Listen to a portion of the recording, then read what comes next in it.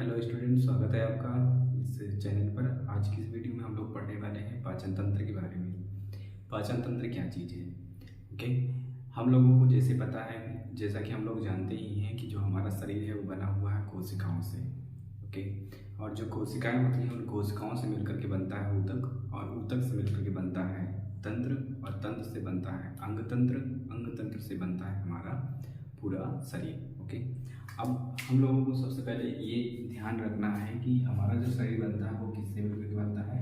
कोशिकाओं से। कोशिका किसे कहते हैं? तो कोशिका सेल्स होती है हमारे शरीर के, जो भी प्रत्येक जैसे ईंट ईंट मिल करके घर बनता है, वैसे ही कोशिकाओं से मिलकर के हमारा पूरा शरीर बनता है। ठीक है, अगर हम कोशिका की बात करें, कोशिका से मिलकर के क्या बनता है? तो कोशिका से मिलकर के बनता है ऊतक। ओके, कोशिकाओं से मिलकर के बनता है ऊतक। और कोशिका की अगर बात करें तो इसे अंग्रेजी भाषा में सेल कहते हैं, और ऊतक को अंग्रेजी भाषा में टिश्यू कहते हैं। ओके, तो ऊतक बनता है, जैसे हम लोगों ने पढ़ लिया होगा, संयोजी ऊतक, पेशी ऊतक, है ना। ऐसे ही ढेर सारे हमारे शरीर के अंदर ऊतक पाए जाते हैं, उन ऊतक के बारे में। ओके, ऊतक की बात की अगर हम बात करें, ऊतक मिलकर के क्या बनता है? तो ऊतक से मिलकर के बनता है अंग, और अंग से मिलकर के बनता है ऑर्गन जिसे कहते हैं। ओके, ऑर्गन से मिलकर के बनता है हमारा ऑर्गन सिस्टम, जिसे हम अंग तंत्र कहते हैं। अंग तंत्र, अंग तंत्र को हम लोग बोलते हैं organ system. Okay, organ system से मिलकर के हमारा बनता है पूरा शरीर। शरीर को हम लोग बोलते हैं हमारी जो पूरी बॉडी है। ओके, तो ये हमें एक सीक्वेंस याद रखना है कि हमारा जो शरीर बनता है वो सेल से, फिर ऊतक बनता है, ऊतक से ऑर्गन, ऑर्गन से बनता है ऑर्गन सिस्टम, ऑर्गन सिस्टम से हमारा बनता है बॉडी। जैसे हम बात करें सिंपल सी बात कि हमारा जो शरीर बना हुआ है, उस शरीर में सबसे पहले कोशिकाएं होती हैं। कोशिकाएं बहुत ही छोटी छोटी हमारी कोशिकाएं होती हैं, जिन्हें हम अपने इस आंखों से देख नहीं सकते, हमें सूक्ष्मदर्शी की सहायता लेनी पड़ती है, उससे हम देख पाते हैं। और कोशिकाओं से मिलकर के बनता है हमारा ऊतक। ऊतक की बात करें तो कौन कौन से ऊतक हैं? जैसे पेशी ऊतक है, ओके, कंकाल ऊतक है, मतलब हड्डी है। और अगर हम बात करें ब्लड की, तो ब्लड भी एक प्रकार का ऊतक ही है, जिसे हम तरल संयोजी ऊतक कहते हैं। तो ये सारी चीज़ें। ओके, और ऊतक के बाद बनता है हमारा अंग। अंग से क्या मतलब, जैसे हमारा एक हाथ है, वो हाथ एक अंग है, ये वाला हाथ भी एक अंग है। वैसे ही शरीर के जितने भी पार्ट्स हैं वे सब एक अंग है। अगर हम अंग की बात करें तो इस अंग में क्या क्या मिला हुआ है? तो पेशी ऊतक भी है, कंकाल ऊतक भी है, तरल संयोजी ऊतक भी है, मतलब ब्लड है। ये सब मिलकर के हमारा एक हाथ बना है, जिसे हम अंग कहते हैं। अंग से बनता है अंग तंत्र। अंग तंत्र किसे कहते हैं? जैसे एक अंग यहाँ हो गया, एक अंग यहाँ हो गया, एक हाथ इधर, एक हाथ इधर, एक पैर इधर, तो इन दोनों को मिला करके हमारा बन गया अंग तंत्र। ऐसे ही शरीर के जितने भी अंग तंत्र हुए, और अंग तंत्र मिल जाता है तो हमारी पूरी बॉडी बनती है। ओके, तो हम उन सब में से जो हमारा तंत्र है, अंग तंत्र, उस अंग तंत्र में हमको पढ़ना है कौन सा? पाचन तंत्र। ओके, तो पाचन तंत्र क्या चीज़ होती है, ये चीज़ हम समझते हैं। अगर हम पाचन तंत्र की बात करें तो पाचन तंत्र जो होता है ये कहाँ से शुरू होता है? ये हमारे मुख गुहा से शुरू होता है।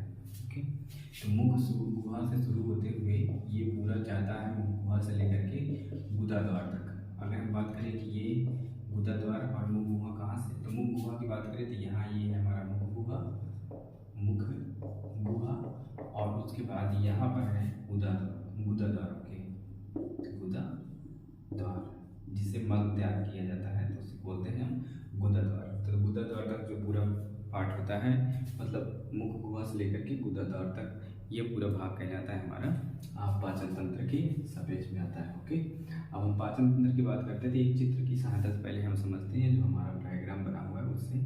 तो ये हमारा है मुख गुहा, जैसे हम मुख की बात करते हैं, यहाँ ये वाला इस पार्ट है, इस पार्ट पे होती है हमारे पे एक ग्रंथि, जिसको हम लोग बोलते हैं लार ग्रंथि। ओके, लार ग्रंथि, लार ग्रंथि को अंग्रेजी भाषा में स्लाइवरी ग्लैंड बोलते हैं, स्लाइवरी ग्लैंड।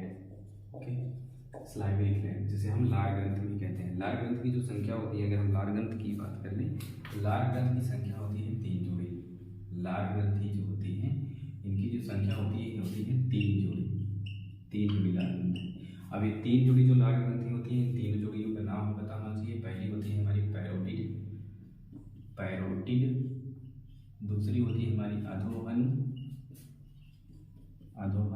और तीसरी होती है हमारी अधोजिह्वा। ओके, अधोजिह्वा। अब अब ये ग्रंथियाँ कहाँ पाई जाती है? सबकी संख्या दो दो होती है, दो इसकी होती है, दो इसकी होती है और दो इसकी होती है। इस तरीके से 3 जोड़ी हो जाएगी, मतलब 6 ग्रंथियाँ। पैरोटिड ग्रंथि कहाँ पाई जाती है? तो पैरोटिड पाई जाती है हमारी कर्ण पल्लों के पीछे, मतलब यहाँ कान है, कर्ण पल्लों के पीछे यहाँ पर अंदर की तरफ एक यहाँ और एक यहाँ कर्ण पल्लों के पीछे, तो हो गई 2 यहाँ। और यहाँ से जो लार निकलता है वो लार पतली पतली वाहिकाएँ होती हैं, वाहिकाओं के माध्यम से हमारे दांत के पीछे खुलती हैं। यहाँ कृंतक दांत है, इस कृंतक दांत के पीछे खुलती है। ओके। और अधोभानु की बात करें तो अधोभानु जो पाई जाती है, ये पाई जाती है हमारे जो जबड़ा होता है, जबड़े के जो पीछे मतलब खाली स्थान होता है, दोनों जबड़ों के पीछे जो खाली स्थान इधर और इधर होता है, वहाँ पर पाई जाती हैं अधोभानु ग्रंथियाँ। ओके। अधोजीवा कहाँ पाई जाती है? तो अधोजीवा हमारे जीभ के जस्ट नीचे पाई जाती है। जीभ के नीचे अगर जीभ को उठाकर हम देखें तो दोनों तरफ हमारी जो पाई जाती है वो अधोजीवा है। ओके। जैसे हम बात करें, हाँ ठीक है, अधोजीवा है। तो 3 हमारी हो गई क्या? लार ग्रंथियाँ। ये भी हमें याद रखना है कि लार ग्रंथि 3 जोड़ी होती हैं। पहली जोड़ी का नाम है पैरोटिड, दूसरी का नाम है अधोभानु और तीसरी का नाम है अधोजीवा। ओके। और हमने इसका स्थान भी बता दिया कि ये कहाँ पर पाई जाती है, हमें याद रखना है।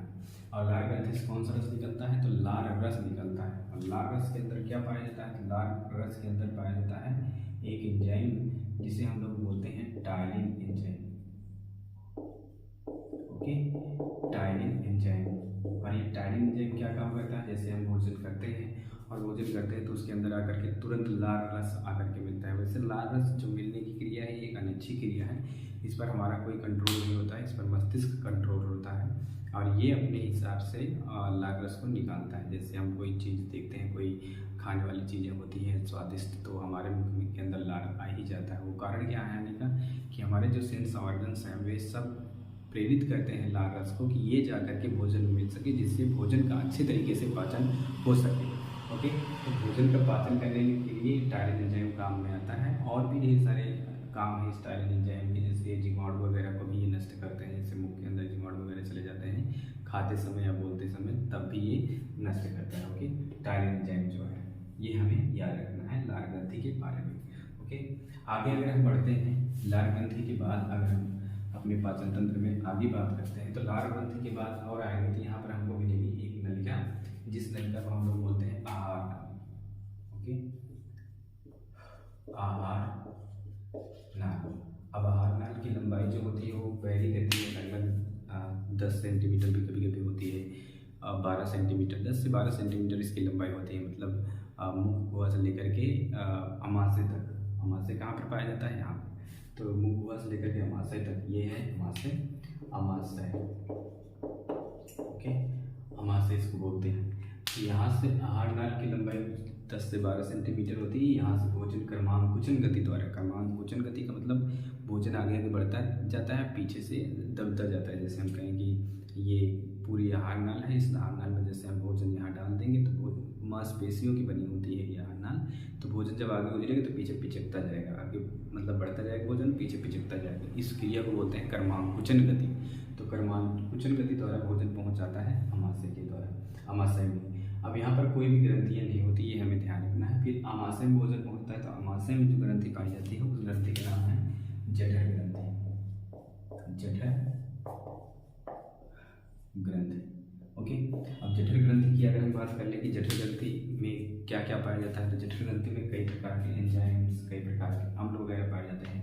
तो इसमें से हम 3-4 जो चीज़ें हमें याद रखना है। जैसे एक तो पाया जाता है HCl। HCl क्या है? हाइड्रोक्लोरिक एसिड है। और हाइड्रोक्लोरिक एसिड जो है ये भोजन को खट्टा बनाता है, साथ ही साथ जो जीवाणु विषाणु वगैरह आते हैं उन सब को नष्ट करने के लिए ये काम में आता है HCl। जैसे हम भोजन करते हैं तो भोजन को कभी कभी ऐसा नहीं होता कि अगर हम भोजन करते हैं, भोजन करने के बाद जब कभी उल्टे वगैरह होती है, मतलब उल्टी आती है, तो उसके बाद फिर भोजन जो है वो खट्टा सा लगता है अंदर से जब निकलता है।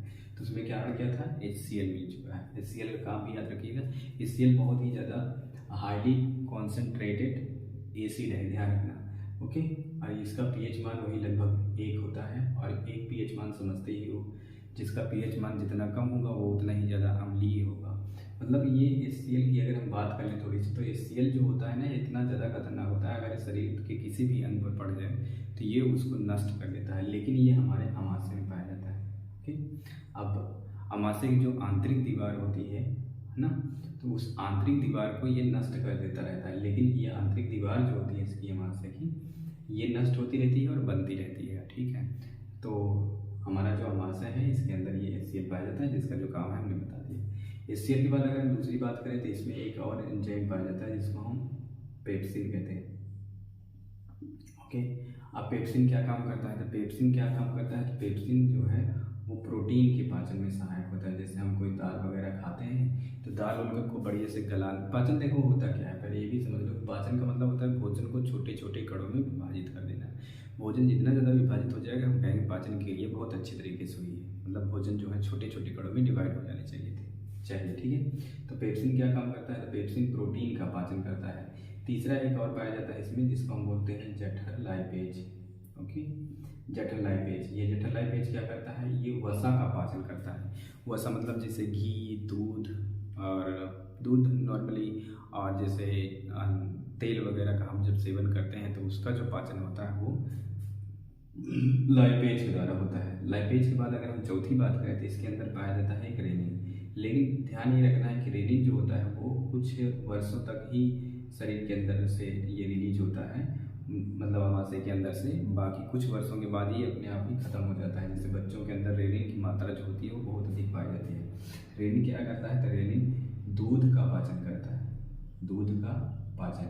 आप लोगों ने कभी न कभी ध्यान तो दिया ही होगा कि अगर घर में बच्चा है, अगर माँ उसकी जो उसको दूध का सेवन करती है, पिलाती है, तो कुछ देर के बाद अगर वो उल्टियाँ कर देता है, दूध का नहीं बल्कि दही का पाचन करता है, सॉरी दही की उल्टियाँ करता है वो। तो दूध को दही में बनाने का काम कौन करती है? तो ये रेनिन काम करती है। बूढ़ों में ऐसा होता है कि रेनिन जो है ये रेनिन स्रावित होता ही नहीं है, जिसके कारण दूध का पाचन बूढ़ों के अंदर नहीं हो पाता। तो कहते हैं बूढ़ों के अंदर पाचन नहीं होता दूध का, तो यही कारण है रेनिन के कारण। ओके, तो इस तरीके से हम पूरे काम याद रखेंगे कि जठर ग्रंथि जो पाई जाती है आमाशय की आंतरिक दीवार में पाई जाती है। इसके अंदर से कुछ कई प्रकार के हार्मोन्स या अम्ल निकलते हैं। जैसे एक HCl है, HCl दूध को खाने को खट्टा बनाता है, भोजन को सड़ने से बचाता है, और जो मतलब जीवाणु वगैरह होते हैं उन सबको नष्ट करने का काम में आता है HCl। पेप्सिन क्या काम करता है? जब पेप्सिन प्रोटीन के पाचन में सहायक होता है। लाइपेज क्या काम करता है? तो लाइपेज वसा के पाचन में सहायक होता है। रेनिन दूध का पाचन करता है, और दूध को मुख्यतः ये दही में बदलता है। हमें ये ध्यान रखना है कि ये बच्चों के अंदर अधिक होता है, लेकिन जैसे जैसे उम्र लोगों की बढ़ती जाती है वैसे वैसे इसकी जो मात्रा होती है कम होती चली जाती है। ओके, तो हम बात कर लिए भोजन आमाशय के अंदर जाएगा तो उसके बाद क्या होगा, ठीक है। आमाशय के बाद अगर फिर आगे वाली जो संरचना हमें दिखाई दे रही है, ये वाली संरचना जो U आकार की थोड़ा सा C आकार की दिख रही है, इसको बोलते हैं ग्रिडी। ओके, ग्रिडी के अंदर नॉर्मली कोई भी गृहिणी से तो कोई एंजाइम नहीं निकलता है, कोई रस नहीं निकलता है, लेकिन गृहिणी के पास एक और भी अंग है हमारे पास जिसको हम लोग बोलते हैं यकृत। ओके, यकृत को कई नामों से जाना जाता है, जैसे लीवर के नाम से भी हम इसको जानते हैं, इसलिए लीवर भी कहते हैं, साथ ही से कलेजा भी कहते हैं। तो यकृत, कलेजा, यकृत, लीवर सब एक ही नाम है। तो यकृत के अंदर से क्या होता है कि एक रस निकलता है जिसको हम लोग बोलते हैं पित्त रस। ओके, पित्त रस। और पित्त रस जो होता है ये बनता है यकृत में। ये भी हमें ध्यान रखना है कि जो लीवर होता है ये हमारे शरीर की सबसे बड़ी ग्रंथि है। ओके, यकृत जो है खुद ही एक ग्रंथि है टोटल, जो कि क्या निर्माण करती है? ये निर्माण करती है पित्त रस का। और पित्त रस जो है वो बनता रहता है, और बन करके इसी के अंदर एक होता है पित्त की थैली, जिसे हम बोलते हैं पित्ताशय भी। उस पित्ताशय में पित्त रस जाकर के इकट्ठा रहता है, और धीरे धीरे ये सिक्रीट होता रहता है और आकर के यहाँ पर गृहिणी में मिलता रहता है। मतलब हम जो भोजन करेंगे तो भोजन में आकर के पित्त रस मिलता रहेगा। ओके, और ये जो पित्त रस होता है इसका भी pH मान जो होता है वो क्षारीय होता है। पहले ध्यान ये रखना है हमें कि ये जो पित्त होता है ये क्या होता है? क्षारीय होता है। क्षारीय होता है तो इसका pH मान वही 7 से 8 के बीच में हो सकता है, मतलब 7.8 से 7.8 तक इसका pH मान होता है। pH मान क्या होता है, कैसे निकाला जाता है, इसके लिए हम अलग वीडियो बनाएंगे, अलग समझेंगे, लेकिन ये समझिए कि क्षारीय होता है। ओके, अब क्षारीय होता है तो ये पित्त रस आकर के मिलता है गृहिणी में। गृहिणी का मतलब भोजन में। हिरणी में ये भी ध्यान रखना कि भोजन जो होता है बहुत ही छोटे छोटे कण में डिवाइड हो जाता है, तब उसके बाद आगे बढ़ता है। ओके, और यहाँ पर एक ग्रंथि और है, इस ग्रंथि का नाम क्या है? तो इस ग्रंथि का नाम है अग्नाशयी ग्रंथि। ओके, अग्नाशयी ग्रंथि। ये ग्रंथि बड़ी ही इंपॉर्टेंट है, इसको पैनक्रियाज भी बोलते हैं, पैनक्रियाज भी बोलते हैं। ओके, इस अग्नाशयी ग्रंथि से क्या होता है? तो अग्नाशयी ग्रंथि से निकलता है अग्नाशयी रस। ओके, और इस अग्नाशयी रस में निकलता है इंसुलिन हार्मोन। और ये इंसुलिन हार्मोन क्या काम करता है? तो इंसुलिन हार्मोन ये शुगर की मात्रा को कंट्रोल करता है। शुगर का मतलब होता है चीनी की मात्रा को हमारे शरीर के अंदर नियंत्रित रखता है। देखिए, चीनी की मात्रा हमारे शरीर के अंदर चाहिए, लेकिन उसको ज़्यादा अगर चीनी की मात्रा हो जाती है तो हम कहते हैं ये शुगर का पेशेंट हो गया। ओके, रीज़न ये है कि अगर शुगर ज़्यादा ब्लड में हो जाएगा तो ब्लड थोड़ा सा मोटा हो जाएगा, और ब्लड जब मोटा हो जाएगा तो उसके रुधिर की प्रवाह जो होगा वो थोड़ा सा धीमा हो जाता है।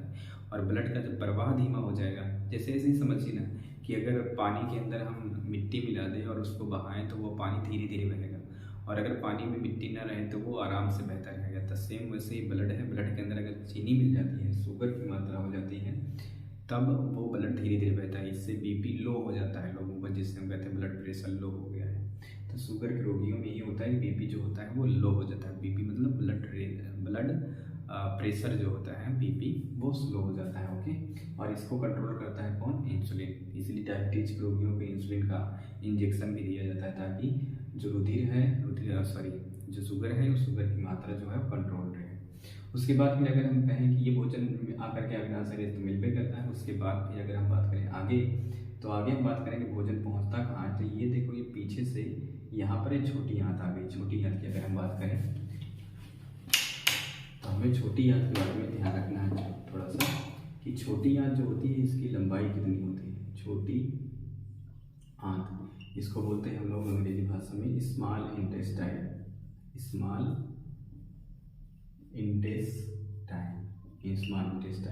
और छोटी आंत की लंबाई जो होती है, अगर हम पहली बात याद रखें कि इसकी लंबाई कितनी होती है, इसकी लंबाई होती है 5 से 6 मीटर। ओके, 5 से 6 मीटर इसकी लंबाई होती है छोटी वाली आंत की। और इस छोटी वाली आंत में पाया क्या जाता है? तो इसमें 5 एंजाइम याद रखना है हमको, स्मेल नाम करके। स्मेल वैसे नहीं, एस से होता है सुक्रोज। ओके, एम से होता है माल्टोज, ई से होता है इरेप्सिन, एल से होता है लाइपेज,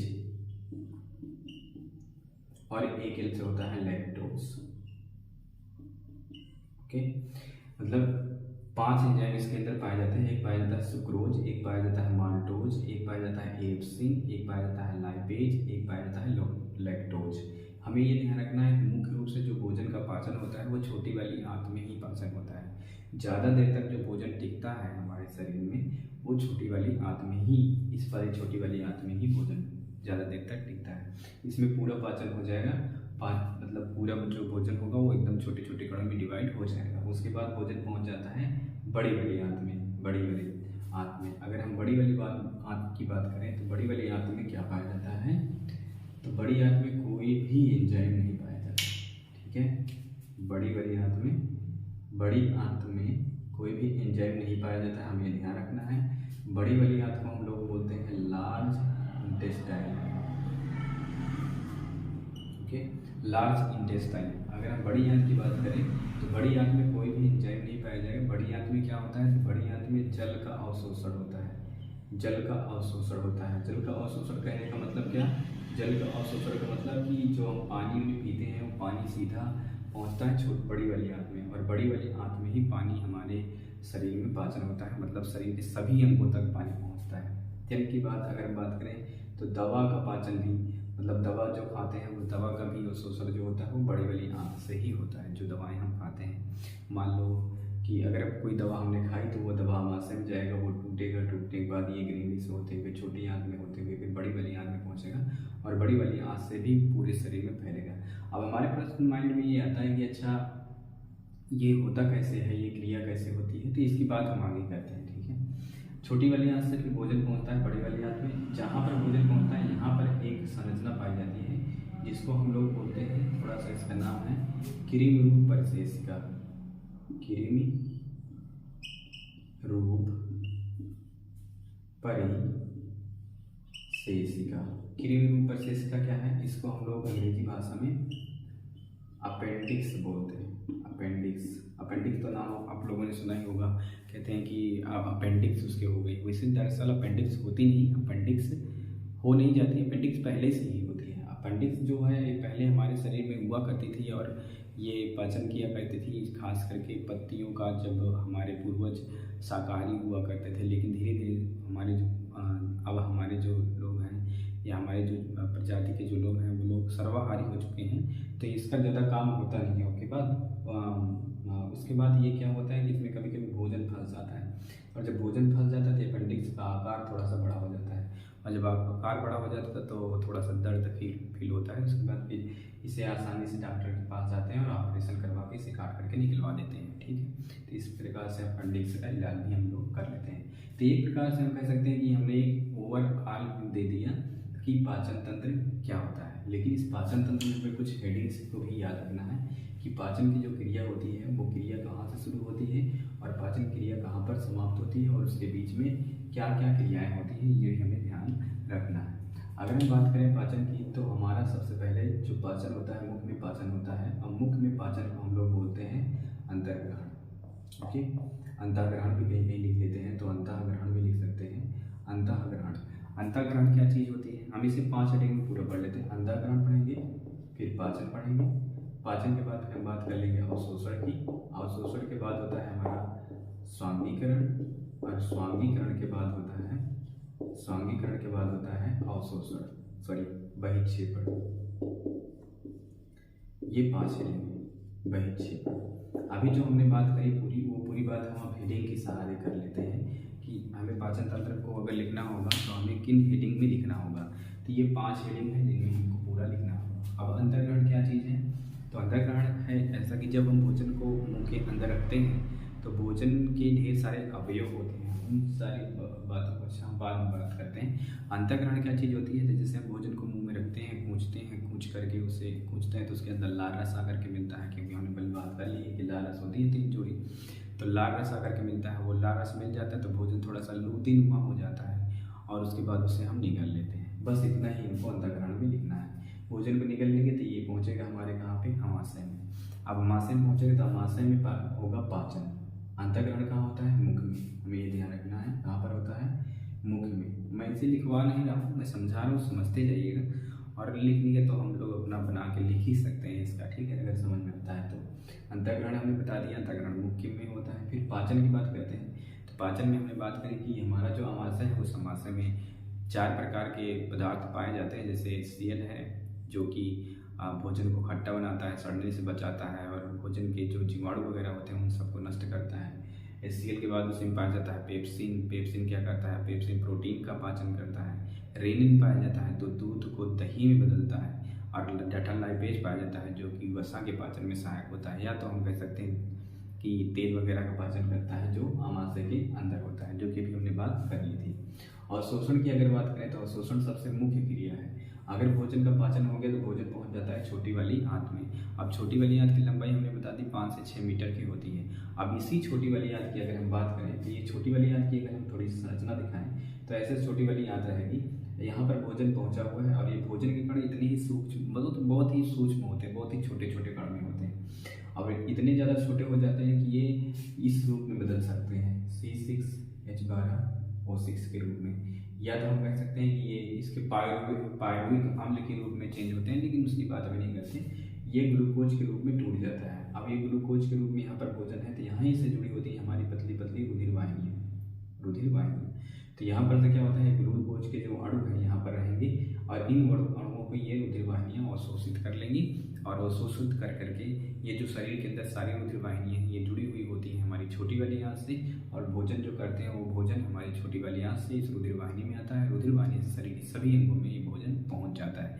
जैसे उस उंगली में काम करना है तो हमें ज़रूरी है कि यहाँ पर भोजन पहुँचना चाहिए। अब यहाँ पर भोजन हम डायरेक्टली तो पहुँचा नहीं सकते कि हम इसको दे दें, खाना के अंदर डाल दें और ये भोजन हमारे आप अंगुली में पहुंच जाएगा, अंगुली की कोशिकाओं में, क्योंकि कोशिकाओं को हमने बात करी, कोशिकाओं को भोजन चाहिए, और भोजन चाहिए वो ग्लूकोज के रूप में चाहिए। और ये क्यों चाहिए? क्योंकि ऊर्जा हमको चाहिए। और ऊर्जा कैसे बनती है हम लोगों को पता होना चाहिए कि ये जो एक अणु होता है ग्लूकोज का, ये जब हम ऑक्सीजन लेते हैं, ऑक्सीजन जाती है तो ऑक्सीजन की उपस्थिति में टूट करके हमको क्या देता है?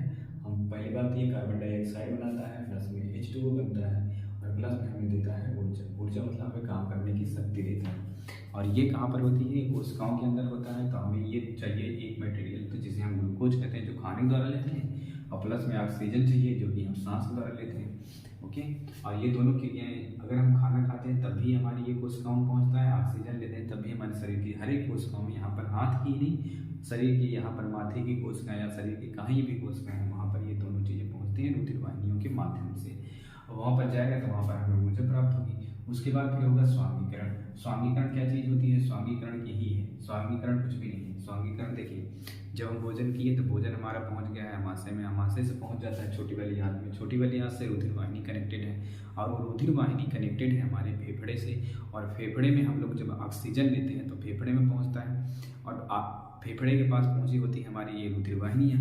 तो भोजन की जो रुधिर वाहिनी है, उस रुधिर वाहिनी में ऑक्सीजन आता है, और उस रुधिर वाहिनी से कार्बन डाइऑक्साइड फेफड़े में पहुंच जाता है। तो फेफड़े से हम कार्बन डाइऑक्साइड को बाहर कर देते हैं, और रुधिर वाहिनी के अंदर हमारी ऑक्सीजन चली जाती है, और उसके बाद रुधिर वाहिनी से ऑक्सीजन और ग्लूकोज दोनों पहुंच जाते हैं हर एक कोशिकाओं में, हमें ऊर्जा प्राप्त हो जाती है, जिससे हमें हमारी सारी कोशिकाएं जीवित रहती हैं।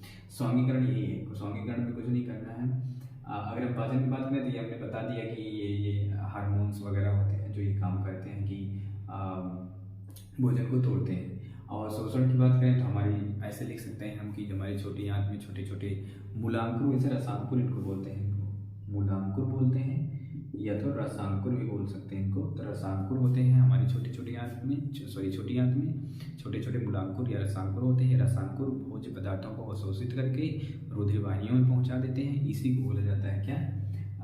अवशोषण। स्वांगीकरण में क्या करेंगे? स्वांगीकरण में कह सकते हैं कि जब हम ऑक्सीजन, जब भोजन रुधिर वाहिनियों के माध्यम से फेफड़े में पहुंचता है, फेफड़े के पास पहुंचता है, तो वहां पर ऑक्सीजन, या कह सकते हैं सीधी बात, ऑक्सीजन और कार्बन डाइऑक्साइड के आदान प्रदान को हम स्वांगीकरण कहते हैं।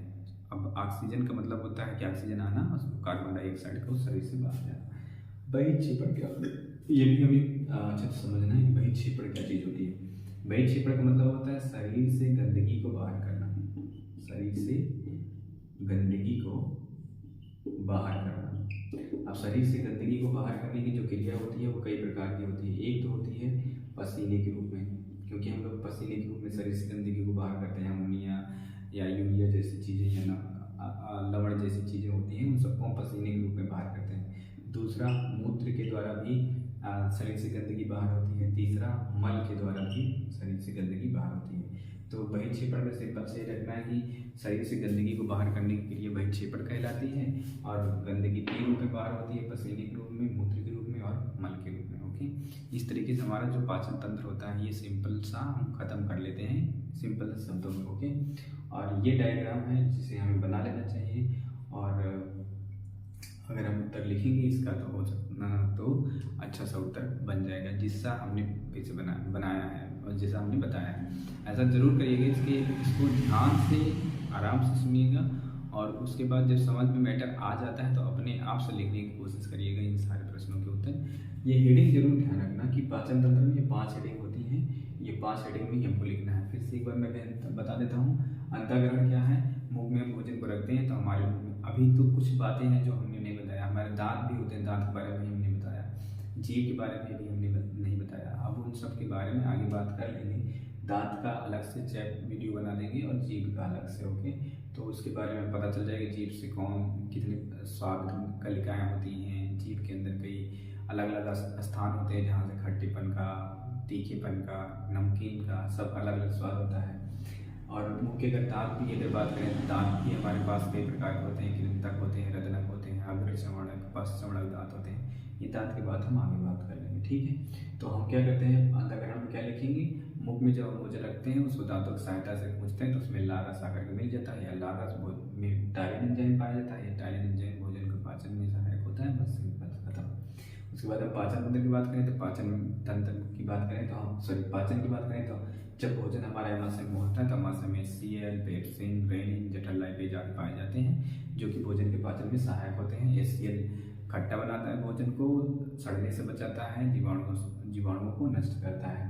ओके, पेप्सिन क्या काम करता है तो पेप्सिन प्रोटीन का पाचन करता है। रेनिन दूध को दही में बदलता है। जठर लाइपेज वसा का पाचन करता है, वसा मतलब तैलीय पदार्थों का पाचन करता है। और शोषण की बात करें तो अवशोषण की हम बात करते हैं तो हमारी जो छोटी आंत है उस छोटी आंत में छोटे छोटे ग्लांकुल पाए जाते हैं जो कि भोज्य पदार्थों को अवशोषित करके रुधिर वाहिनियों में पहुंचा देते हैं। ओके, और उसके बाद स्वांगीकरण की बात करें, स्वांगीकरण सिंपल सा करना है कि जब रुधिर वाहिनियों में ऑक्सीजन और कार्बन डाइऑक्साइड का आदान प्रदान होता है फेफड़ों के पास, इसी को स्वांगीकरण कहते हैं। बहिक्षेपण की बात करें तो बहिक्षेपण में हमारे शरीर के अंदर से गंदगियों को बाहर करने की क्रिया को बहिक्षेपण कहते हैं। ये कितने रूप में बाहर होती है, पसीने के रूप में, मूत्र के रूप में और मल के रूप में। ऐसा हम अगर लिख देते हैं तो पाचन तंत्र का एक बढ़िया सा हमारा टॉपिक